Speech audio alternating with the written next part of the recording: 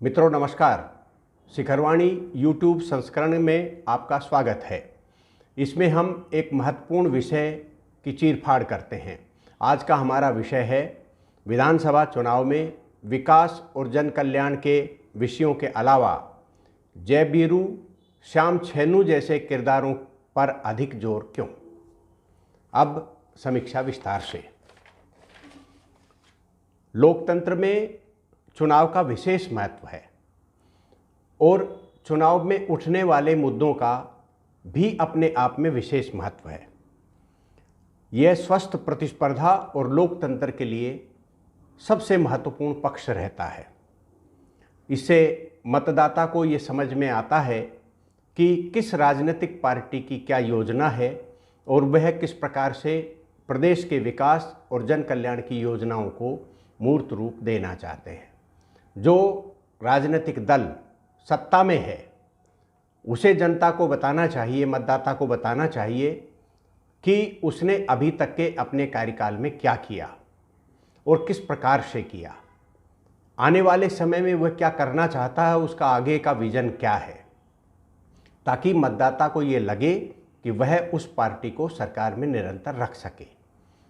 दूसरी तरफ विपक्ष जो सत्ता में आना चाहता है उसे ये स्पष्ट करना चाहिए कि उसके द्वारा जो योजना या मध्य प्रदेश के विकास के संबंध में जो उसका विजन है, जन कल्याण के लिए जो विजन है, वह सत्ताधारी दल से तेज गति से विकास करने वाला है और उससे इतर है, ताकि मतदाता को उस पार्टी के बारे में भी विचार करने का अवसर मिल सके।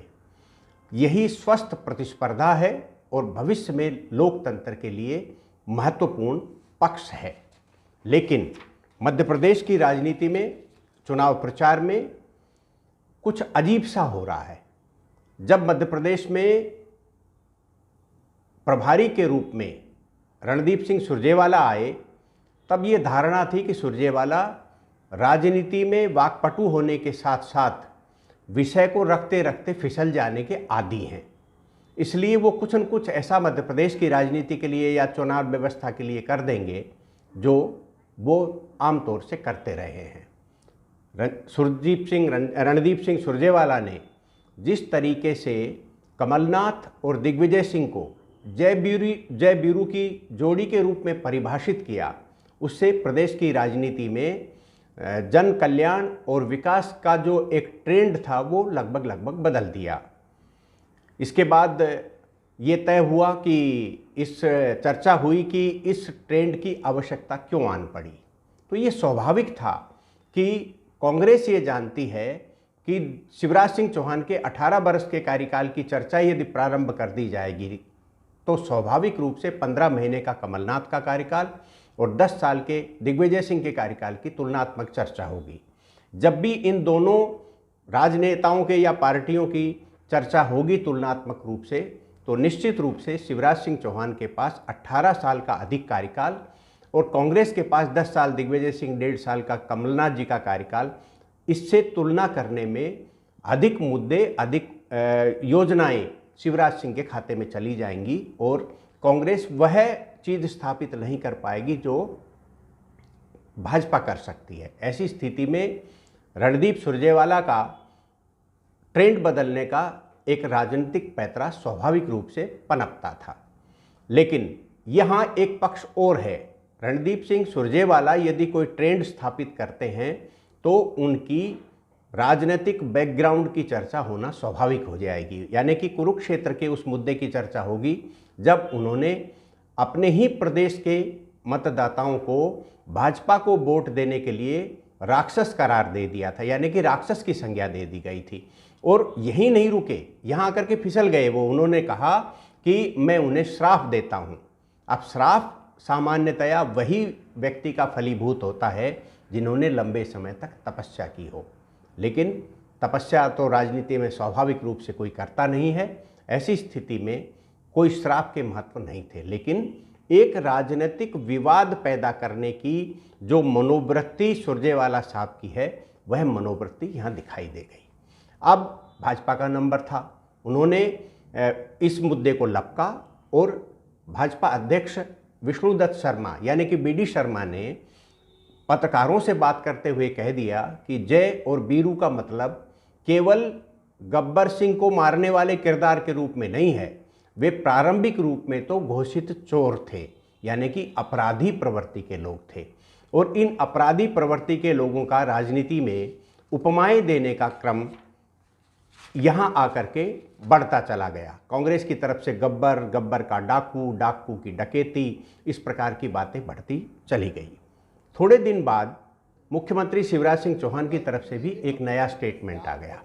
मेरे अपने फिल्म का उन्होंने एक किरदार का कमलनाथ और दिग्विजय सिंह के लिए एक परिभाषित करने की कोशिश की, श्याम और छेनू, यानी कि वह श्याम जो छेनू के घर जाकर धमकी देता है, कह देना श्याम से कह देना छेनू आया है। इसका अभिप्राय ये है कि राजनीति का जो स्तर है वो कहाँ ले जा कर के राजनेताओं ने खड़ा कर दिया। ये महत्वपूर्ण पक्ष है जिस पर हमें आने वाले समय में और विचार करना होगा कि राजनीति क्या आपराधिक तत्वों का एक उपमाएं देने का क्रम बन गया, क्या वास्तव में राजनीति इतने ही नीचे आ गई, और इसको हम कैसे सुधार सकते हैं, एक अच्छे लोकतंत्र की स्थिति में कहाँ ला सकते हैं, ये हमें ज़रूर इसके ऊपर आने वाले समय में विचार करना पड़ेगा। फिर भी इन बातों के परिप्रेक्ष्य में ये कहना आवश्यक है कि किसी भी राज्य के चुनाव में या केंद्र के चुनाव में यदि हम डेवलपमेंट और जन कल्याण, क्योंकि किसी भी सरकार का कार्य जन कल्याण होता है, विकास करके आम समस्याओं के निदान का मुद्दा होता है, और यही मुद्दा मतदाता के लिए और स्वस्थ लोकतंत्र के लिए बेहतर होता है। कमोवेश मध्य प्रदेश की राजनीतिक चुनाव प्रचार की शैली इन दिनों फिल्मों के किरदारों की उपमाओं तक पहुंच रही है, विकास और जन कल्याण की ओर कम है। हम अपेक्षा करते हैं कि ये चर्चाएं, चुनाव प्रचार जन कल्याण और विकास की ओर मुड़ेगा। अब दोनों ही राजनीतिक पार्टी के बड़े नेताओं का प्रचार दौर प्रारंभ हो रहा है, और ये विश्वास किया जा सकता है कि बड़े नेताओं के माध्यम से किस प्रकार के प्रदेश की, किस प्रकार के देश की परिकल्पना इन बड़े नेताओं के दिमाग में है, वह मध्य प्रदेश के चुनाव को प्रभावित करेगी। और आने वाले समय में 3 दिसंबर को जो परिणाम आएंगे, 17 नवंबर को जो मतदान होगा, उसके लिए एक स्वस्थ लोकतंत्र की रेखा खींची जाएगी, ये अपेक्षा की जा सकती है। आज के अंक में इतना ही। कल हम फिर किसी अन्य मुद्दे के साथ मिलेंगे। तब तक मुझे इजाज़त दीजिए। नमस्कार।